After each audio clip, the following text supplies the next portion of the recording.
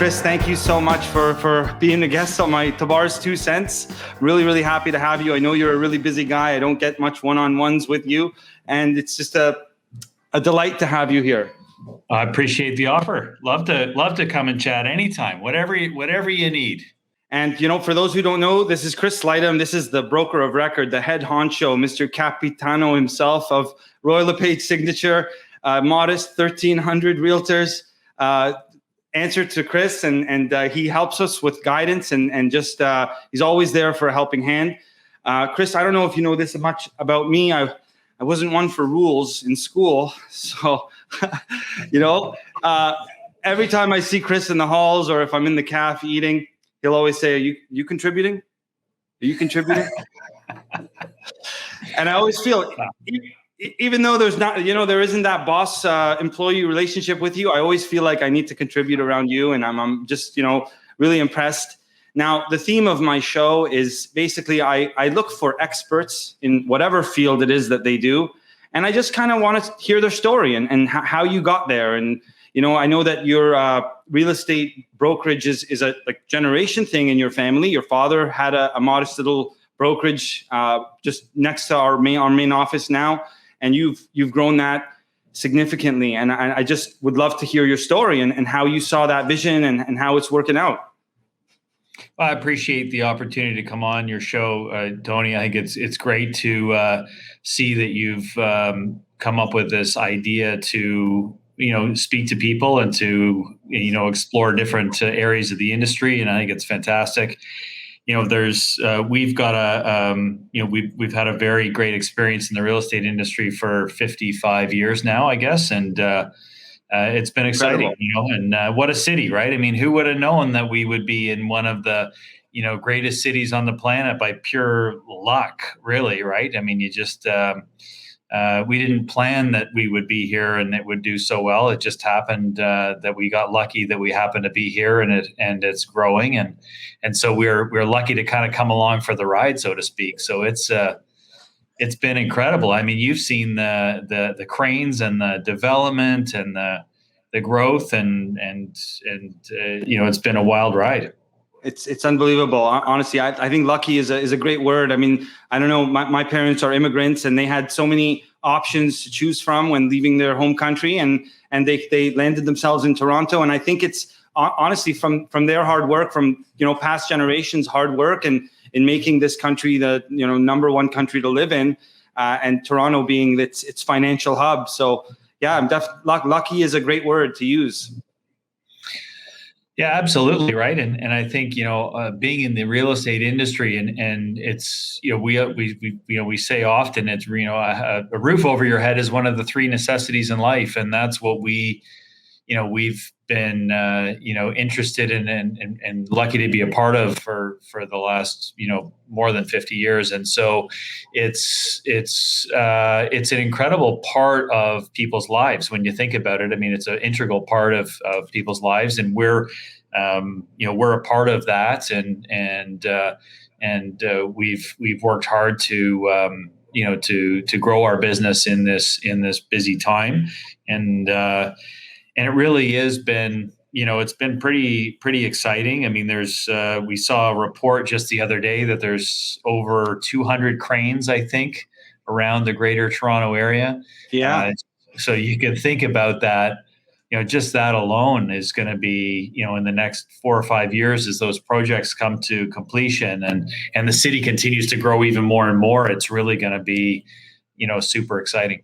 And I want to get more about the real estate market in just maybe a little later on. But are you okay if we dig a little deep? Are you okay? Of course. You're not going to make me go to Remax? No, you're good for now. So I've heard a saying that the worst rulers are sons of rulers. Now, I know my dad would have loved for me to become a chiropractor, but I chose real estate. I just found that I gravitated towards it. And your father had a brokerage, and you grew it immensely. And honestly, that's the reason I'm at your brokerage, is because every time I walk in there, I feel like Ari Gold. If nobody knows that Entourage reference, it was a show that we used to watch, and and you run a tight ship, man. Like it's really like, I'm not trying to sell your brokerage here, but but it's amazing at how you grew it. And I'd love to hear that story and what you were thinking 12 years ago.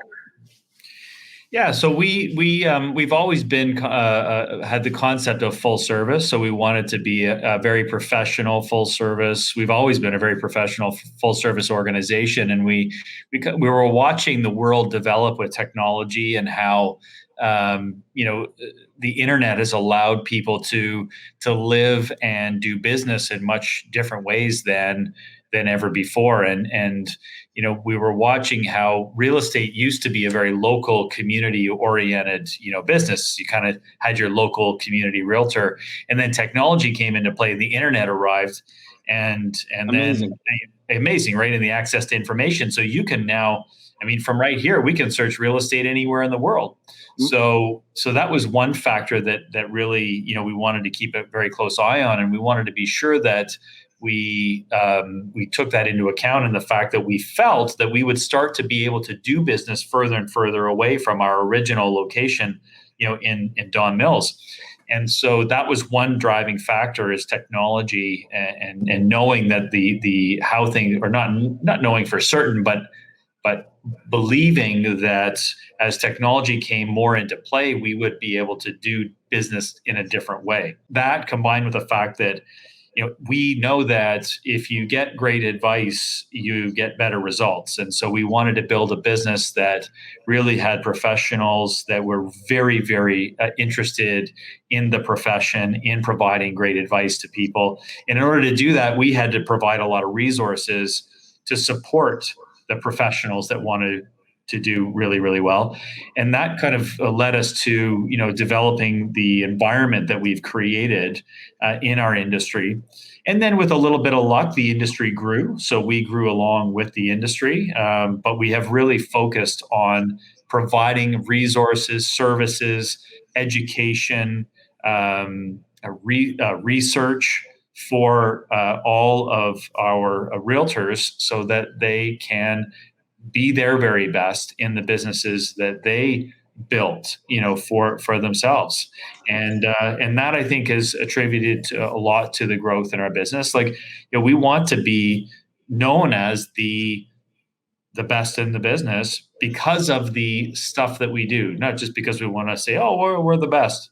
That's not the point. We want to earn that recognition because of the activities that we do. So and that's why I think we've grown, and the services that we provide, I think, have supported people in their businesses and allowed them to grow their businesses. Well, Chris, the proof is in the pudding, man. I was there right in 2009 when you guys opened that first office, and for a long time we were Royal LePage Canada's largest single office. But then you got the downtown office, and then you opened up Mississauga, and you didn't lose any of the quality. And that's what's, a lot of mom and pop organizations, they don't want to franchise because they don't want to lose the quality, and they don't want the quality to suffer. And I think you've done an amazing job at keeping that consistent between the three offices that we have. Well, I appreciate that. That was a big concern of ours when we considered growth outside of our original location. You mentioned there in 2009 when we were able to, that where we were on the site of the shops at Don Mills was being redeveloped, and we were able to move into our new facilities at the time. That was a big deal. We built a new facility for ourselves. So, we had this opportunity to build this new space. And in 2009, we did that. We grew the business in our new location on the same property we'd been on since 1965. And then the opportunity to grow further came in 2015. 2014, I guess it was, when we expanded. But we were very, very, very concerned about our service levels. And so we thought and spent a lot of time on ensuring that we could translate what all the good things we were doing in one location to multiple locations, and not, sacrifice, service levels. And that's been always on, and to every day it's on the forefront of our minds. We meet with our management team twice a week, with our admin teams once a week. and get together and discuss all the things that are going on around the business to ensure that we're able to support our amazing team of realtors in all their goals every day. And if there's, pain points, or like any business has, we do this great and this not so great, how can we fix it? And because we're not perfect by any stretch, but we do strive to be to constantly improve. And I think that's probably one of the reasons why we've been able to have the success that we have, is we get out of bed every day and think about those issues and how can we get better, and ensure that we've got that service level where we want it. Absolutely right. Honestly, and if you're a realtor at another brokerage and you're watching this and haven't dropped a check off at Royal LePage Signature, I strongly recommend you do that. But now let's get into the dirty stuff. Let's talk about investing, and I'd love to hear your opinion on where you think that this is going. Where do you invest yourself? What do you think of pre-con? What do you think of the multifamily houses? Like, please let us know. I mean, you have 1,300 realtors at your disposal. So, I mean, I'd love to hear where you put your money. Yeah, so we believe in real estate, obviously, and have invested in real estate for forever. And we are big fans of residential real estate. That's our investment type that we choose. Others might choose office space or retail or industrial or land. They're all a different beast. They're all their own different beast. Yeah, exactly.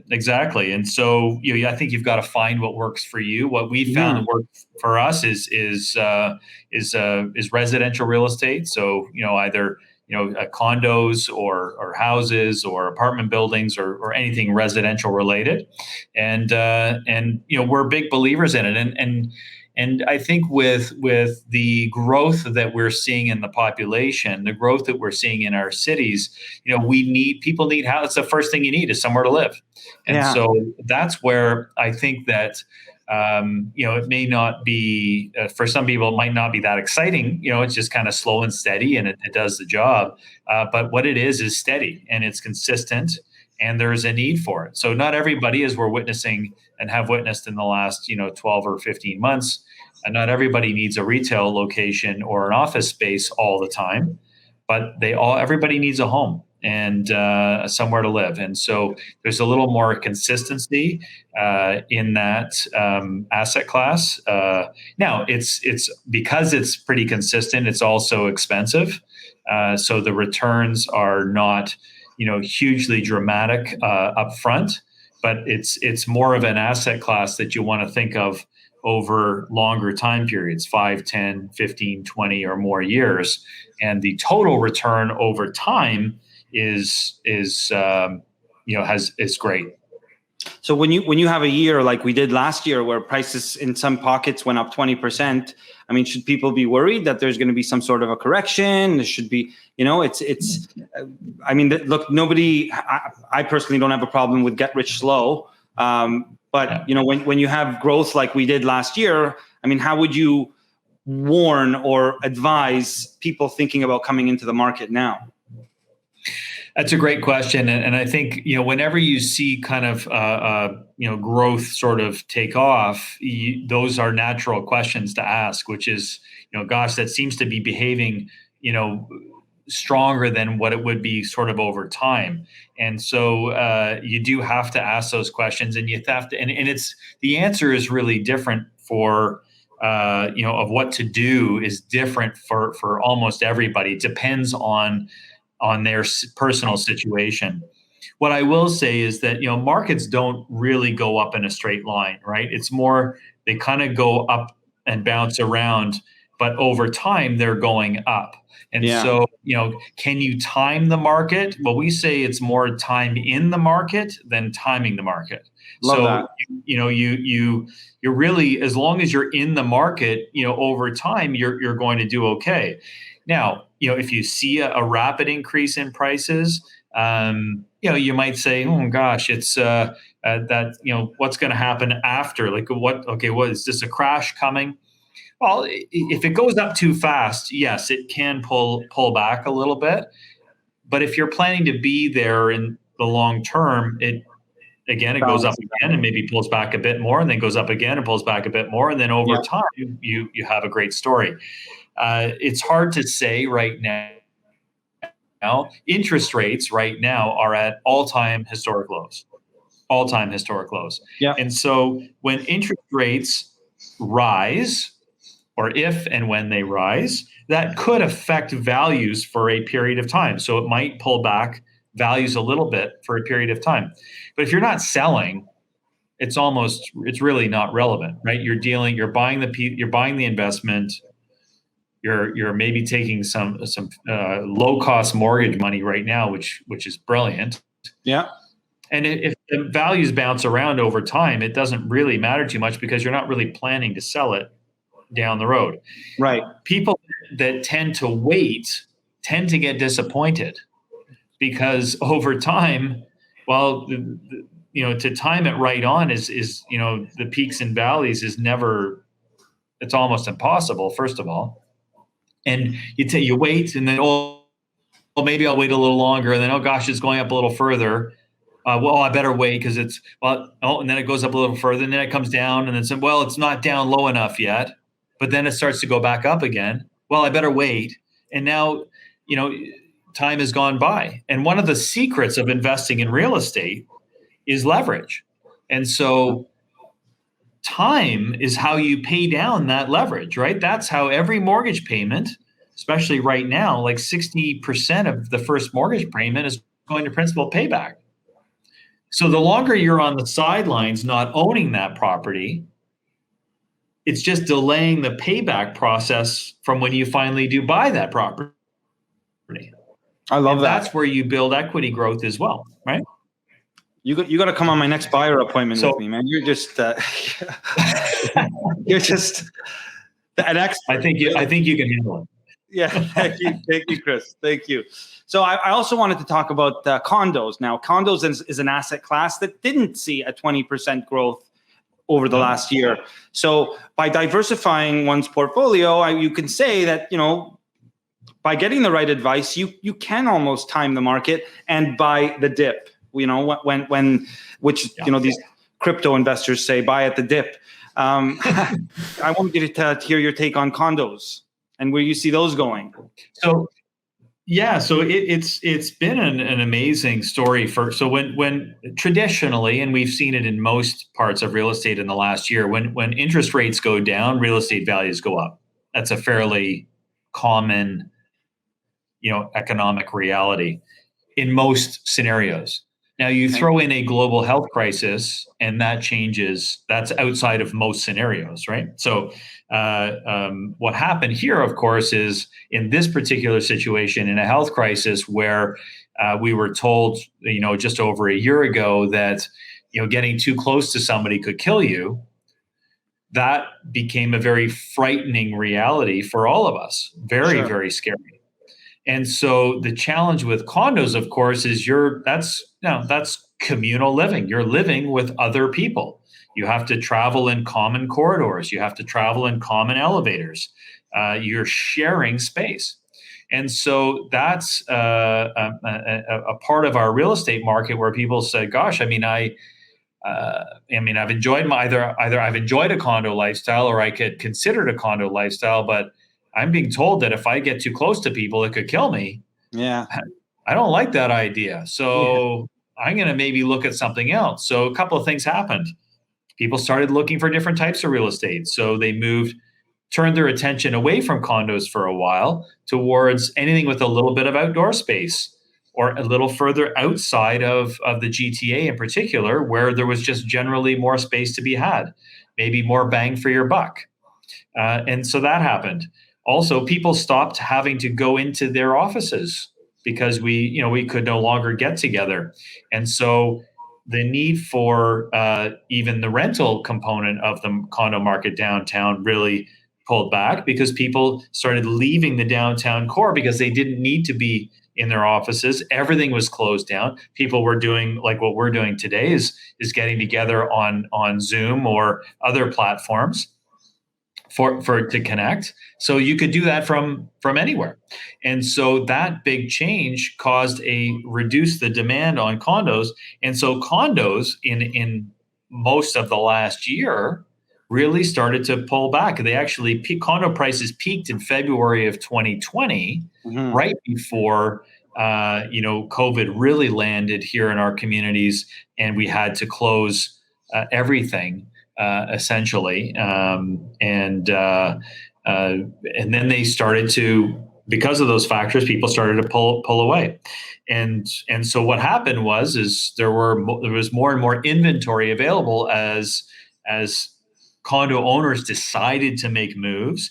Investors thought, oh gosh, we got a problem here. I've lost my tenant.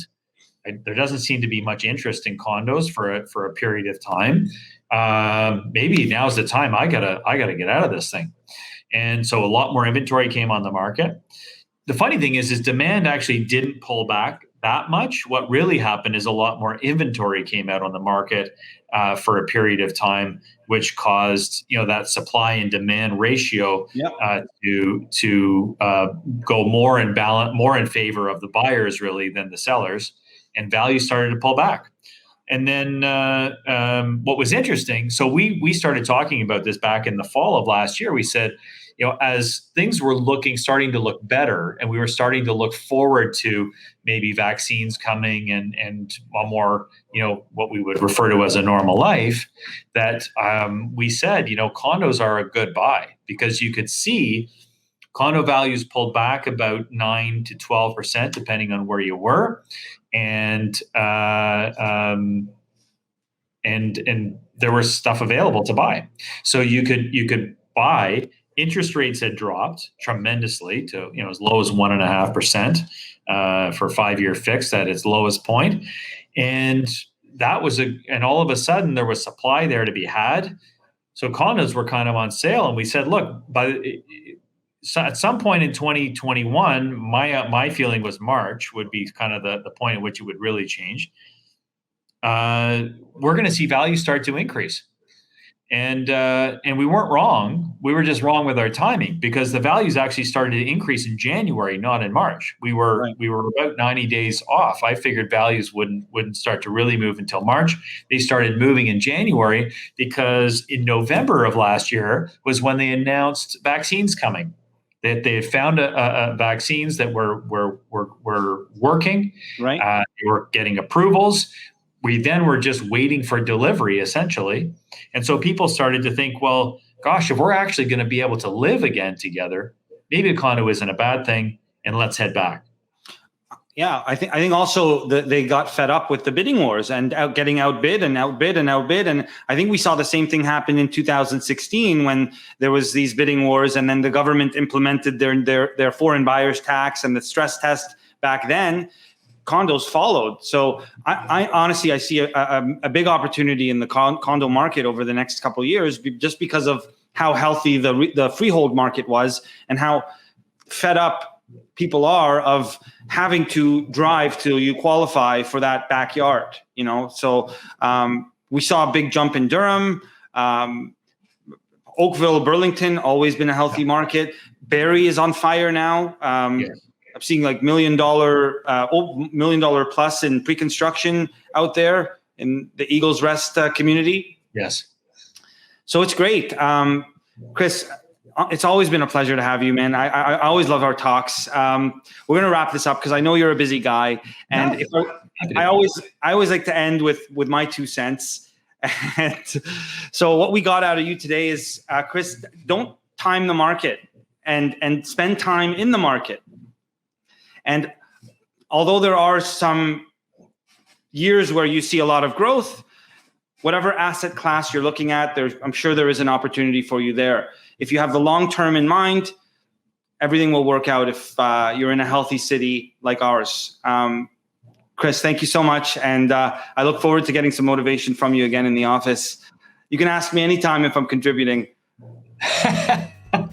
Anthony, you're always contributing. Congratulations on your success. Great idea to put this together, and look forward to watching it grow and grow.